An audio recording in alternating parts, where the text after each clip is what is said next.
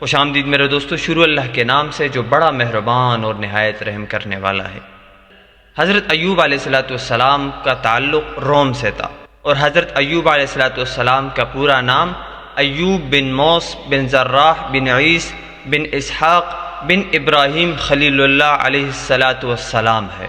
حضرت ایوب علیہ السلام کی والدہ یہ حضرت لوط علیہ السلام کی بیٹی تھی،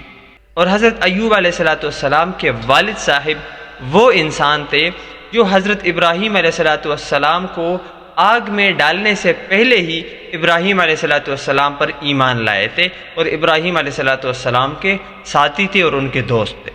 اور سب سے بڑی بات یہ کہ حضرت ایوب علیہ السلام حضرت ابراہیم علیہ السلام کی اولاد میں سے ہے۔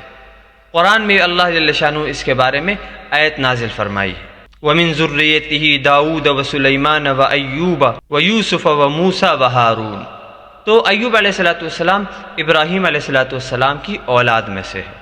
اور حضرت ایوب علیہ السلام عیس بن اسحاق اور ان کی بیوی جن کا نام لیہ تھا ان کے بیٹے تھے۔ لیکن کچھ لوگوں نے کہا ہے کہ ایوب علیہ السلام کی والدہ یہ رحمہ بنت افرائم ہے۔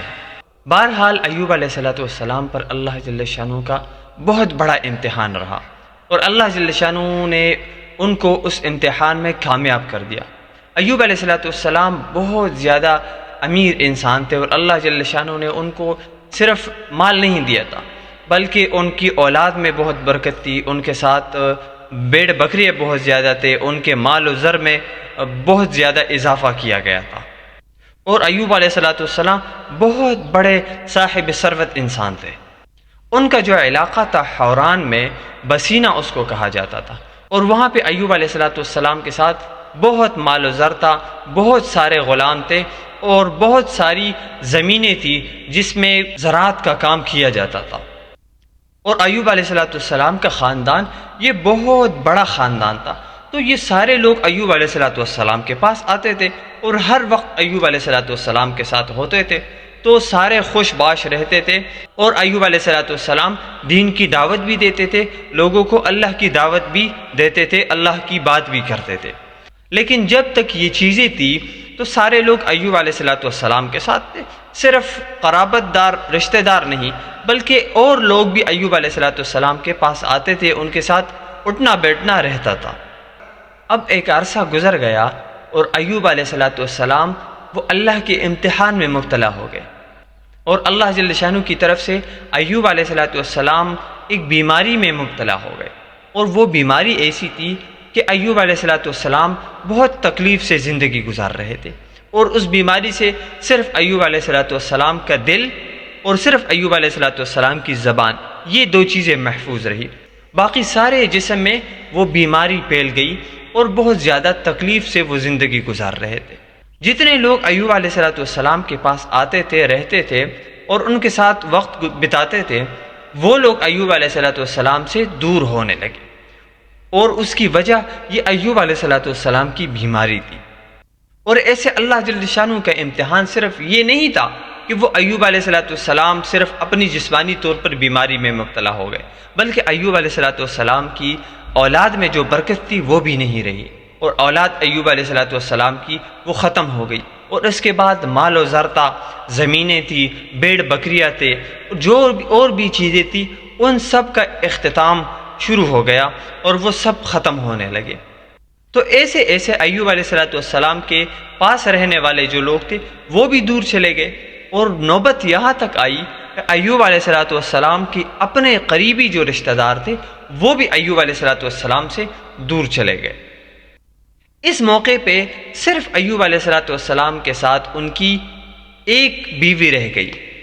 جو ایوب علیہ السلام کی ہر حال میں ہر وقت خدمت کرتی تھی، اور وہ تو ایوب علیہ السلام کی بیوی تھی، وہ بڑی پاک دامن اور نیک عورت تھی۔ اس نے ایوب علیہ السلام کے جو پچھلے احسانات تھے وہ نہیں بلائے، بلکہ اس کا لاج رکھا اور ایوب علیہ السلام کی خدمت کرتی تھی۔ ایوب علیہ السلام کی بیماری میں روز بروز اضافہ ہوتا تھا، اور بات یہاں تک پہنچی کہ لوگوں نے ایوب علیہ السلام کو اپنے علاقے سے نکالا، اور ان کو نربلا ایک جگہ ہے وہاں پہ ایک دریا کے کنارے ان کو چھوڑ دیا، اور وہاں پہ ایوب علیہ السلام اور ان کی جو وائف تھی، بیوی تھی، وہ زندگی گزار رہے تھے، اور ایوب علیہ السلام کی بیوی وہ ان کی خدمت کرتے تھے۔ اور کھانے کا بندوبست یہ ہوتا تھا کہ اڑوس پڑوس میں جو لوگ تھے، گاؤں کے قریب جو لوگ تھے، وہ ایوب علیہ السلام کی بیوی کے لیے کھانے کے لیے کچھ چیزیں لاتی تھی۔ تو ایوب علیہ السلام کی بیوی وہ اسی کھانے کو لے کر اپنے خاوند ایوب علیہ السلام کے ساتھ بیٹھتی تھی اور اسی کھانے میں گزارا کرتی تھی، خود بھی کھاتی تھی اور ایوب علیہ السلام کو بھی کھلاتی تھی۔ یہاں پر تاریخ نے یہ بھی لکھا ہے کہ ایوب علیہ السلام کی جو بیوی تھی، جو ایوب علیہ السلام کی خدمت کرتی تھی، ایک عرصہ گزرنے کے بعد لوگوں سے اس عورت کا حال بھی نہیں دیکھا گیا، اور لوگوں نے اس عورت کو اٹھایا اور ایوب علیہ السلام سے دور کر کے ایک جگہ پہ چھوڑ دیا اور وہاں پہ بند کر دیا۔ لیکن وہاں پر بھی ایوب علیہ السلام کی جو یہ بیوی تھی وہ اللہ سے دعا کرتی تھی اور ایوب علیہ السلام کے بارے میں ہر وقت پریشان رہتی تھی۔ اور یہاں پہ دو باتیں تاریخ نے لکھی ہیں کہ ایوب علیہ السلام کی جو یہ بیماری تھی یہ یا 3 سال تھی یا 18 سال تھی، یعنی ایوب علیہ السلام نے اس بیماری میں کم سے کم 3 سال گزارے یا زیادہ سے زیادہ 18 سال گزارے۔ خیر، بیماری تو بیماری ہے، وہ ایک دن کی بھی ہو تو انسان کی حالت بدلنے کے لیے وہ کافی ہو جاتی ہے۔ اب اللہ جل شانہ کے امتحان میں ایوب علیہ السلام کامیاب ہو گئے، اور ایوب علیہ السلام نے اللہ سے دعا کی کہ یا اللہ مجھ سے یہ بیماری ہٹا دیجئے، اور اللہ جل شانہ نے ایوب علیہ السلام کی وہ دعا قبول فرمائی۔ وہ وقت آیا کہ ایوب علیہ السلام سے یہ بیماری ختم ہو گئی، اور ایوب علیہ السلام دوبارہ ایک نئے طرز پہ زندگی گزارنے لگے، اور اللہ جل شانہ نے ایوب علیہ السلام کو دوبارہ سے بہت سارا مال و متاع دے دیا، بہت سارا مال و زر دے دیے، اور بہت ساری زمینیں دے دی، اور دوبارہ سے وہ خوشحال زندگی گزارنے لگے۔ اور اس کے بعد اللہ جل شانہ نے ایوب علیہ السلام کو رحمہ کے بطن سے 27 بچے دے دیے، اور اللہ کی قدرت ایسی تھی کہ وہ 27 کے 27 لڑکے ہی تھے۔ اس کے بعد ایوب علیہ السلام زندگی گزار رہے تھے، اور تقریباً روم میں ایوب علیہ السلام نے 70 سال اس کے بعد بھی گزارے۔ لیکن وہ بیماری کا وقت ایسے گزر گیا کہ بیماری کے بعد لوگوں میں بدلنا شروع ہو گیا تھا، اور لوگ ابراہیم علیہ السلام کے دین پر قائم نہیں تھے،